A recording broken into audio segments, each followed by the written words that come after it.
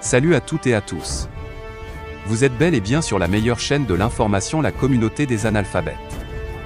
Vous informer est notre priorité, n'oubliez pas de vous abonner à la chaîne pour ne manquer aucune de nos prochaines vidéos. Allons-y. Depuis le 8 mars 2022, l'État islamique dans le Grand Sahara et le mouvement pour le salut de l'Azawad s'affrontent à Ménaka. À cause de cette guerre, des milliers de civils fuient les combats pour se réfugier à Ansongo et Gao. Les ont repris par des accrochages violents entre les deux groupes rivaux, JNIM et le IGS, en février dernier à Tessi, dans la zone Ménaka.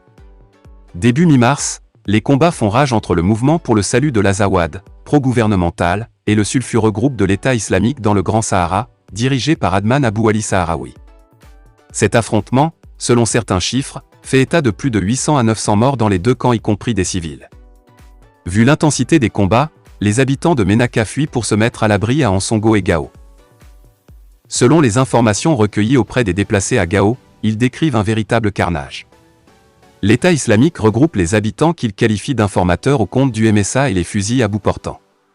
Ils ont exécuté des familles entières, raconte-t-il. En début de semaine, l'armée malienne a mené des raids aériens dans la zone de Ménaka suivis de ceux de la force Barkhane. Malgré cela, les combats continuent toujours. L'État islamique dans le Grand Sahara est une entreprise de territorialisation pour créer un no man's land dans la zone de Ménaka. Adman Abou Ali Sahraoui veut faire de Ménaka une province de l'EIGS. En effet, depuis plus de 2 semaines de violents combats opposent les éléments des groupes armés de la coalition Mouvement pour le salut de l'Azawad, MSA, Gassia à ceux de l'État islamique, EIGS, dans la partie septentrionale du pays, plus précisément dans la région de Ménaka. Ces combats ont causé de nombreux morts et entraîné des milliers de déplacés dans le pays. Face à la situation très tendue, les populations tout comme les groupes armés n'ont point cessé d'alerter les autorités compétentes et les partenaires à y intervenir le plus rapidement possible.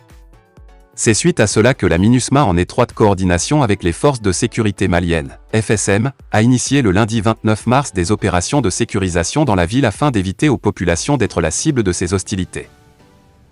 Les combats entre la coalition MSA Gassia et l'État islamique, EIGS, continuent d'inquiéter.